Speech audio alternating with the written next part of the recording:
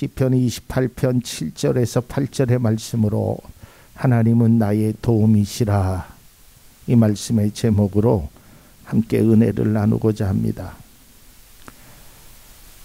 며칠 전에 뉴스에서도 나왔고 또 네이버 기사에서도 나왔고 유튜브에서도 아주 대단한 많은 사람들의 경악을 금치 못하는 일이 하나 있었습니다. 20대의 택시 승객이 40대의 택시 기사를 폭행하는 겁니다. 물론 이 폭행이 뭐 하루 이틀 문제는 아니고 가끔가다 뉴스가 나오기는 했는데, 이 젊은 20대의 승객은 폭행을 하면서 차마 입에 담지 못하는 이야기를 그 택시기사에게 합니다. 뭐 욕은 뭐 다반사고요. 너 얼마나 벌어? 우리 집이 15억짜리야. 뭐 거기서 끝났으면 다행인데 그 택시기사의 어머니까지 거론하면서 네 부모가 얼마나 못났으면 네가 택시 운전하냐라, 그것과 아울러 성적인 희롱까지 합니다.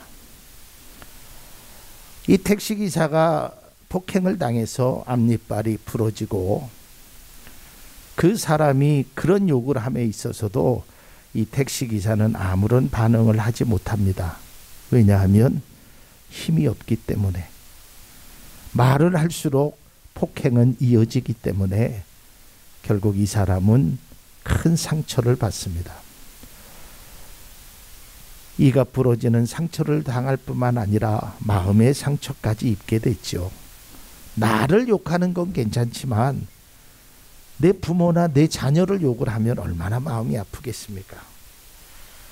얼마나 억울했을까요? 정말 힘이 있으면 때려주고 싶었죠. 저도 가끔 그런 상상 아닌 상상을 해봅니다. 내가 진짜 힘이 있다면, 내가 정말 능력이 있다면 좀 때려주고 혼내주고, 그 억울한 사람들을, 그러는 사람을 좀 혼내주고 싶다. 그런데 며칠 후에 제가 동영상을 하나 보게 되었는데요. 그 어떤 유튜버가 그 20대 청년을 찾아갑니다. 그래서 20대 청년과 인터뷰를 합니다. 말이 인터뷰지 그를 교훈하는 겁니다. 그러면서 나중에 그 유튜버가 그런 이야기를 해요. 내가 형으로서 한마디 하겠다.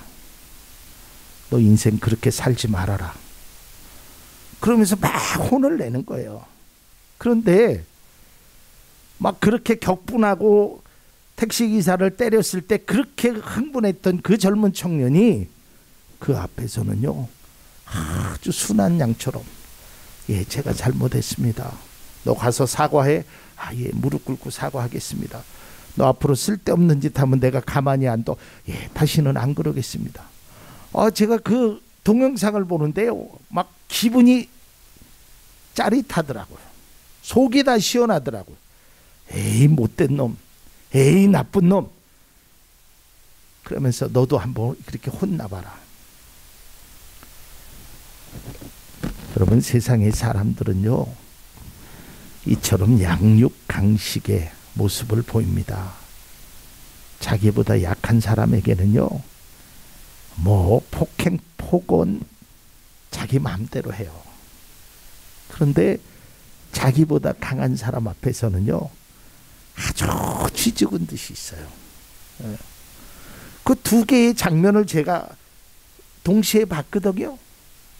택시기사 앞에서는요, 물론 술을 먹었다는 이유는 있겠지만 완전히 기세가 등등해갖고 때리고 욕하고, 그런데 이 유튜버 앞에서는 아주 한마디의 말도 못하는 거예요. 우리가 힘이 없으면 때로는 당할 수밖에 없지요. 뭐 그 힘이라는 것이 육체적인 힘만이 아닙니다.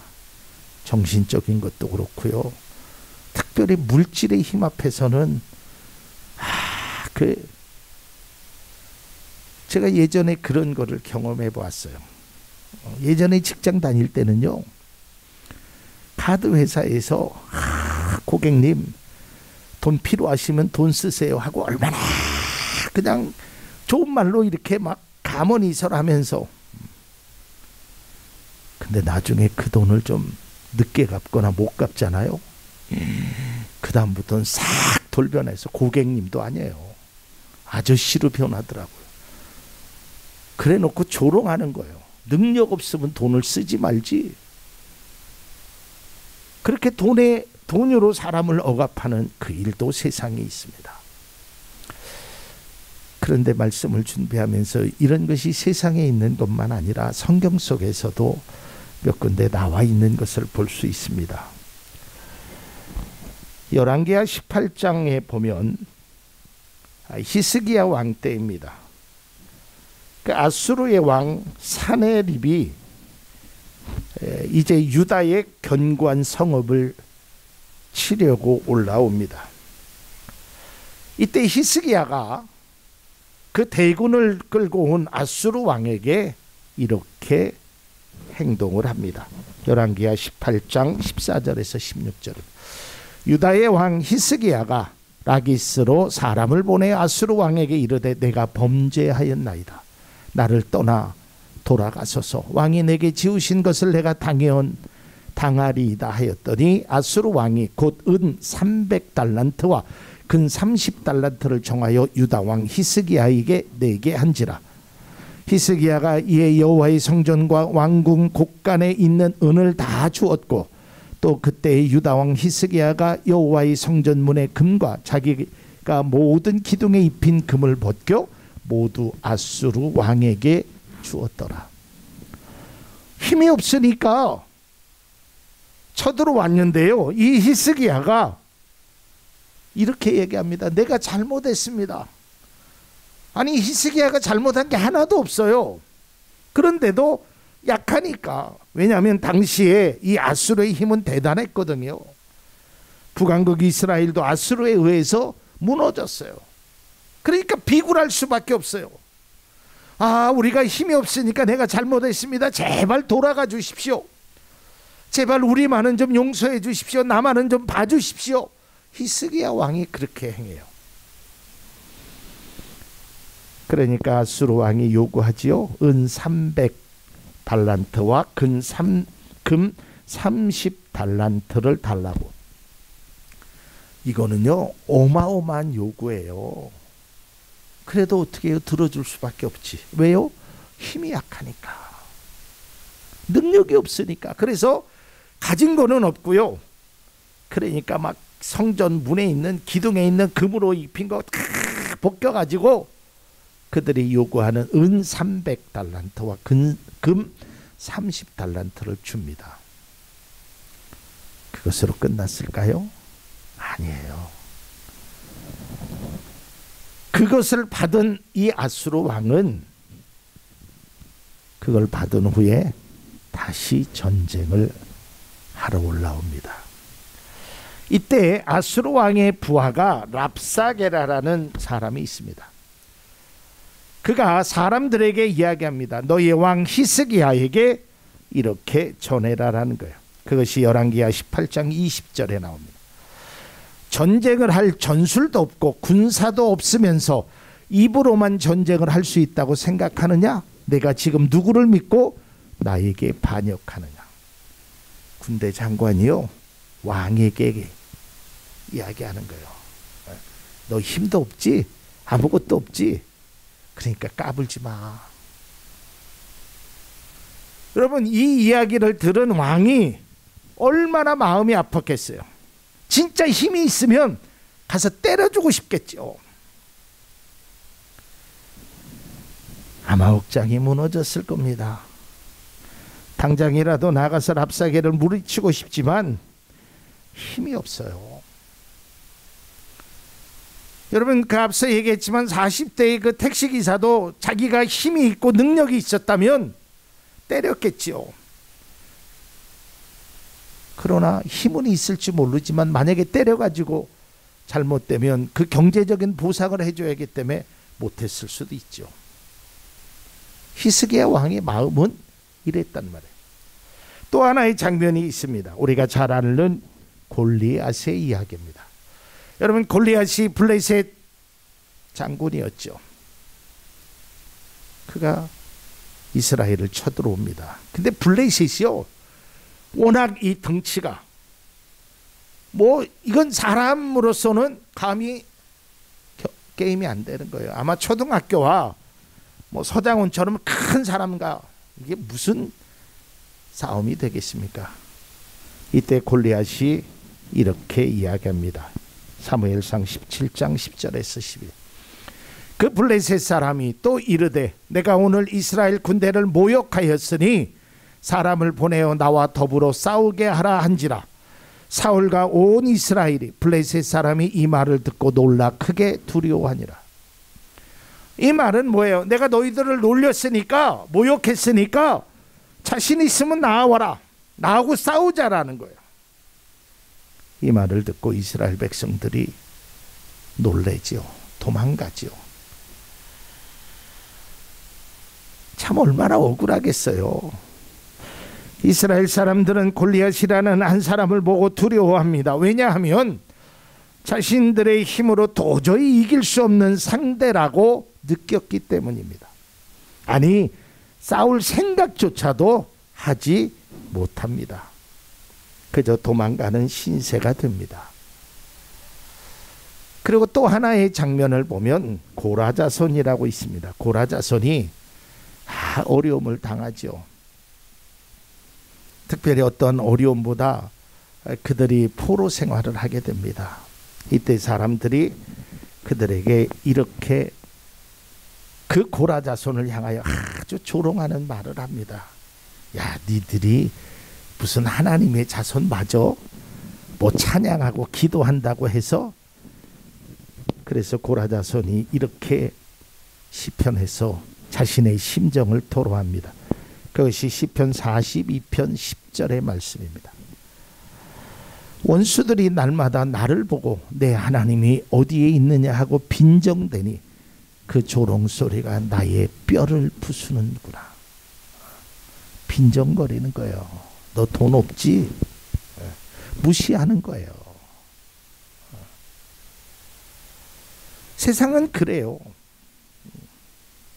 아마 우리도 그런 경험을 해봤잖아요. 그게 상술이라고 얘기하지만 그럴 수도 있지만 그렇지 않은 게 있어요. 제가 이렇게 양복을 입고 옷을 사러 가잖아요. 그러면 점원이 와서 사장님 그러가면서 등치가 아주 멋지십니다 해가면서 별의별 말을 다 해요. 근데 그냥 잠바나 그냥 편한 옷을 입고 가면 쳐다도 안 봐. 야, 무슨 너 같은 사람이 양복을 사겠냐? 속으로 빈정대는 거야. 근데 실제로 우리가 능력도 없고 힘도 없고 아무것도 없으면 사람들이 우리에게 조롱한단 말이에요.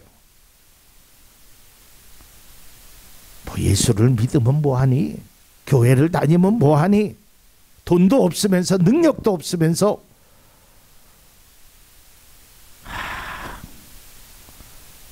마음이 얼마나 아프게.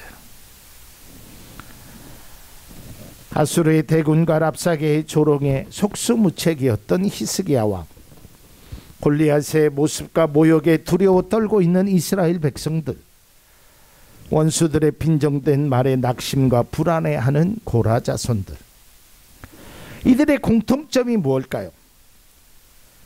자신이 당한 어려움, 위기를 이길 수 없었다는 거예요. 스스로. 앞서 말씀드렸던 이 택시기사도 두들겨 맞으면서 자신의 부모까지 성적인 모욕을 함에도 아무런 자신의 행동을 취할 수 없어요. 왜? 힘이 없으니까. 자신의 힘으로 자신의 능력으로 헤쳐나갈 수 없었기에, 그렇다고 해서 우리가 포기할 수만은 없잖아요.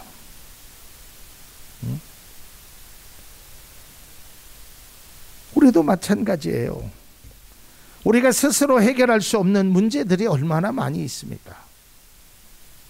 지금은요, 그래도 우리나라가 의료보험제도나 국가에서 의료보장이 잘 돼서요, 돈이 없어서 수술을 못하는 경우는 별로 없습니다.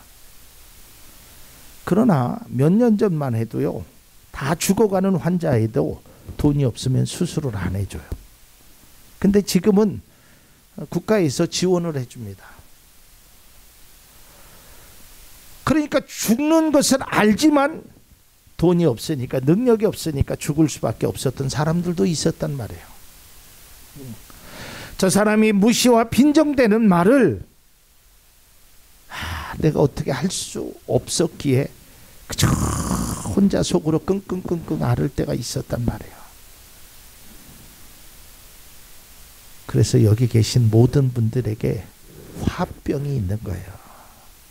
이 안에 막 이것이 불긋불긋 하는 거예요.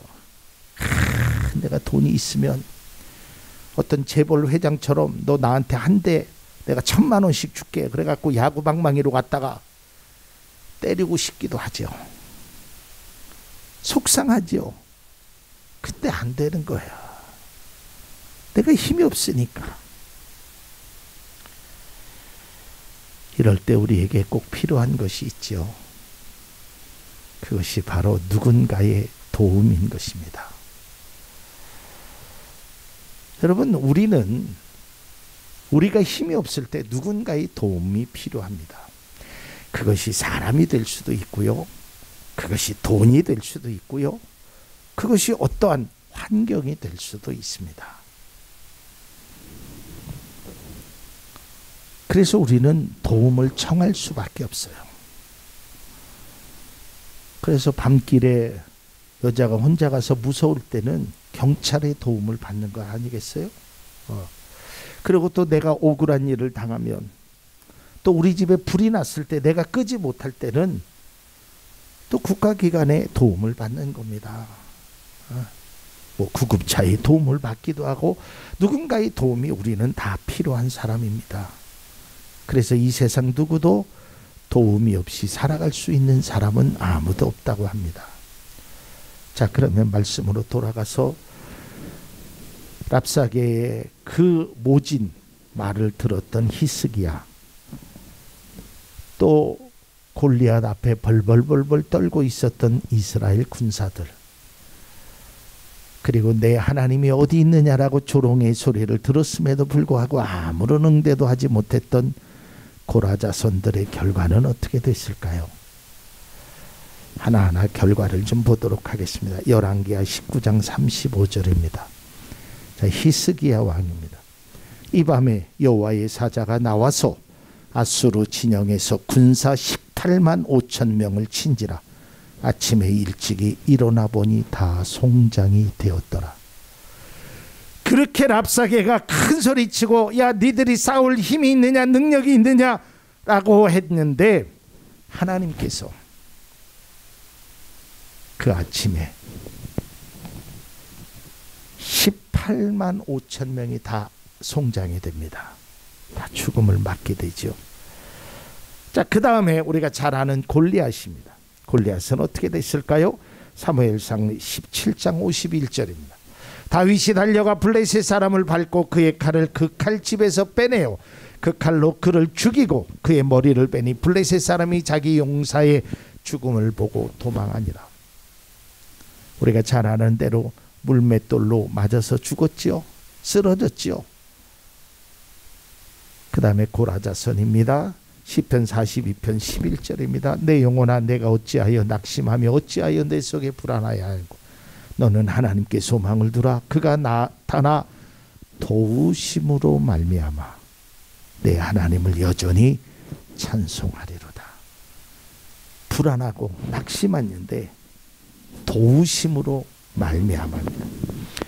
히스기야는 전쟁에서 승리하였고, 다윗은 조롱하던 골리앗과 블레셋 사람을 물리쳤고, 고라자선은 낙심과 불안해서 소망과 찬양을 드리는 모습으로 바뀌어났다는 겁니다. 모든 어려움과 문제가 하나님의 도우심으로 해결되었다는 겁니다. 하나님이 함께 하심으로 이겼다는 겁니다. 여러분, 오늘 본문에서도 다윗은 자신의 인생의 경험에서 우러나는 고백을 하는 것입니다. 오늘 본문을 다시 한번 보면 7절에 이렇게 기록되어 있습니다. 여호와는 나의 힘과 나의 방패이시니 내 마음이 그를 의지하여 도움을 얻었도다. 그러므로 내 마음이 크게 기뻐하며 내 노래로 그를 찬송하리로다. 여러분, 나는 힘이 없어요. 나는 능력이 없어요. 그런데 하나님이 나의 힘과 나의 방패와 나의 도움이 되셨어요. 저는요, 인생을 살면서 이런 경험을 너무너무 많이 했어요.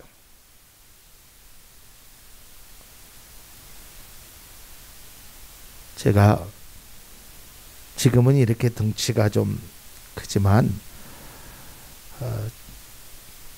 청소년 시기 때는 굉장히 덩치가 왜소했어요. 그리고 저는 싸우거나 남을 때리거나 그런 것을 그렇게 좋아하지도 않고 하지도 않았어요. 그런데요, 제 주변에는 싸움을 잘하는, 또 그 싸움으로 인하여 학교를 들락날락했던 그 친구들이 주변에 있었어요.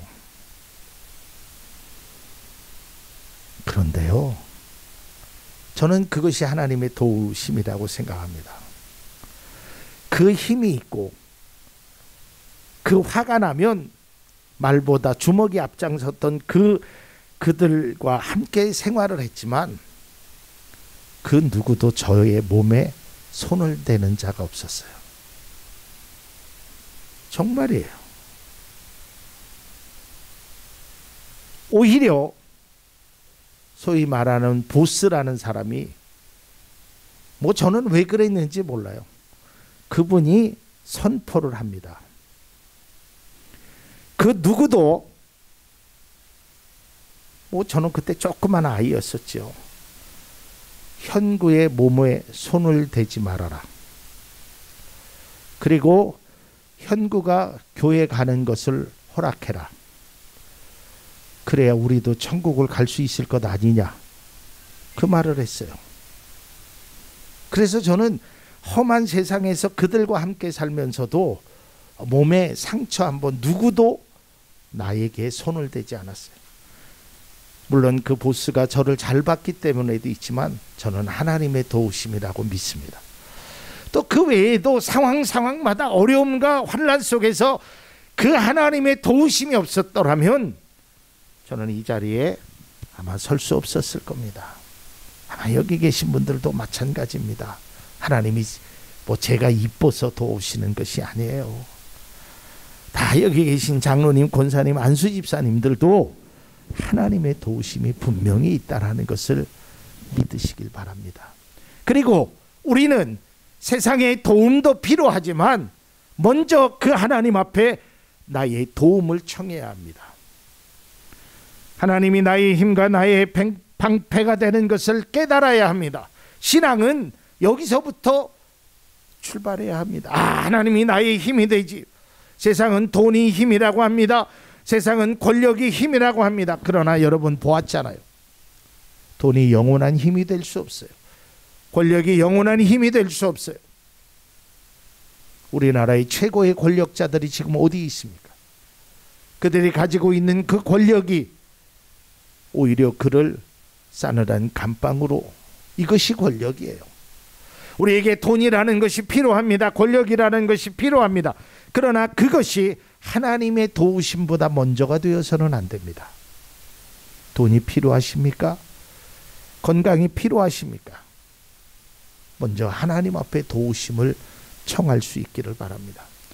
세상의 도우심보다 더 크고 놀라운 것이 바로 하나님의 도우심입니다. 그래서 다윗이 오늘 시편 28편에서 고백했던 것처럼 하나님이 나의 힘과 나의 방패가 되는 것을 깨닫고 내가 하나님을 의지하였더니 하나님이 나를 도우셨다라는 그런 믿음의 간증이 이곳에 계신 모든 분들에게 있기를 바랍니다. 그리고 그 하나님의 도우심으로 내 마음이 크게 기뻐하였더라고 오늘 성경에 다윗은 고백합니다. 우리가 세상을 살면서 때로는 당하지 말아야 할 문제를 당할 수도 있습니다. 생각하지 못할 상황을 만나게 될 수도 있습니다. 내 힘과 내 능력으로 해결할 수 없다면 그것이 더 큰 문제가 되겠지요. 그럴 때마다 믿음의 성도는 잊지 말아야 할 것이 있습니다. 그것은 바로 하나님이 나의 도움이 되신다는 거예요. 그래서 우리는 세상의 사람들은 김치국 국물부터 마신다고 하지만 우리는 항상 믿음의 사람이 고백해야 될 것이 있습니다. 여러분, 제가 말씀드리면 함께 따라하도록 하겠습니다. 하나님은 내 편이시다. 믿으세요. 이것이 우리의 믿음의 사람 속에 항상 존재해야 돼요. 내 편이 뭐예요? 나를 도우신다라는 거예요. 하나님은 내 편이시다. 여러분, 이것은 김치 국물을 마시는 것이 아니에요. 성경이 그렇게 말하고 있어요. 나는 너의 하나님이 되고 너는 나의 백성이다. 이게 하나님의 말씀이에요. 그리고 성경 속에 바라보면 하나님은 내 편이시다라고 다윗도 고백하였고 믿음의 사람들이 고백한 내용이에요. 왜? 하나님이 도와주시니까. 그래서 우리는 때로는 속상하고 때로는 마음이 무너지고 답답할 때도 하나님 앞에 도우심을 구해보세요. 그래, 하나님이 내 편이시지. 여러분, 세상의 사람은 거절하고 세상의 사람은 외면할지 몰라도 하나님은 외면하지 않으셔요. 거절하지 않으셔요. 왜? 내 편이니까. 여러분, 내 편이 있다라는 것이 얼마나 중요한 줄 아십니까? 내 편이라는 것이 뭐예요? 나의 입장에서 나를 생각해 주는 사람이에요.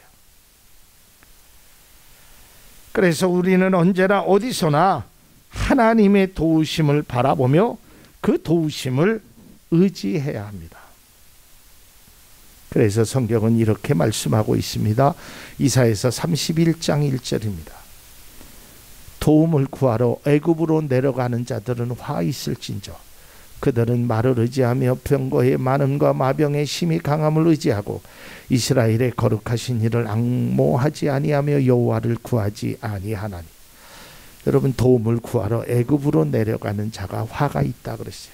말을 의지하고 병거가 많음과 마병의 심히 강함을 의지하는 자는 여호와께 구하지 않는 자라라고 말했어요. 하나님 앞에 먼저 구해보세요.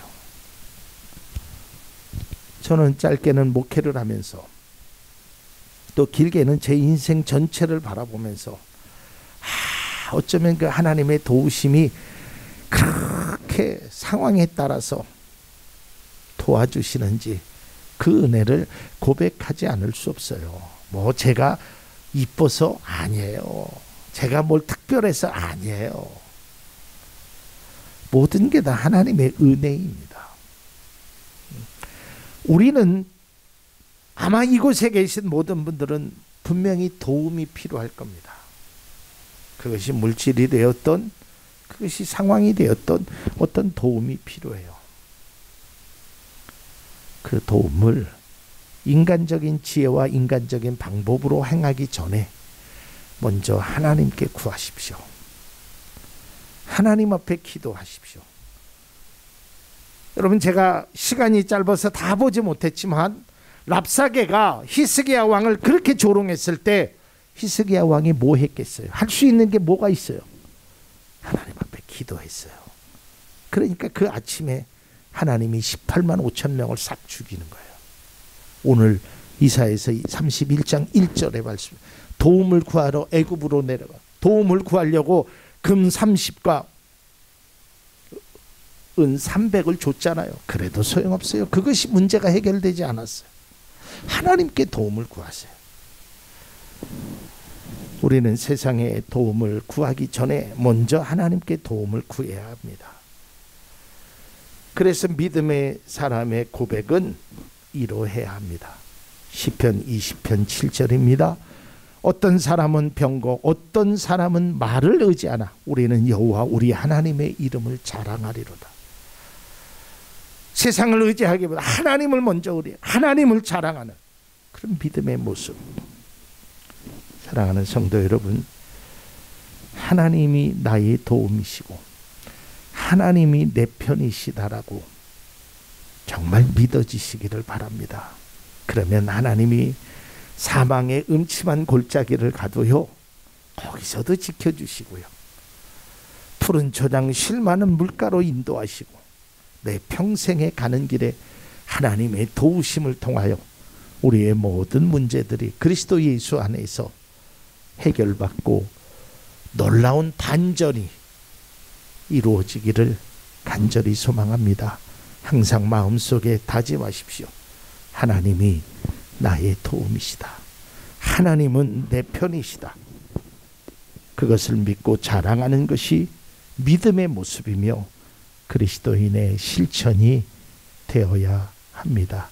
우리의 모습 속에서 어떤 어려움을 만나도 하나님께 도움을 구함으로 하나님의 놀라운 그 반전의 역사, 하나님께서 모든 문제를 해결해 주시는 그 놀라운 은혜가 폭포수처럼 충만하게 이곳에 계신 모든 분들의 가정에, 사업에, 뜻하시는 기도 제목에 넘치기를 간절히 축원을 드립니다.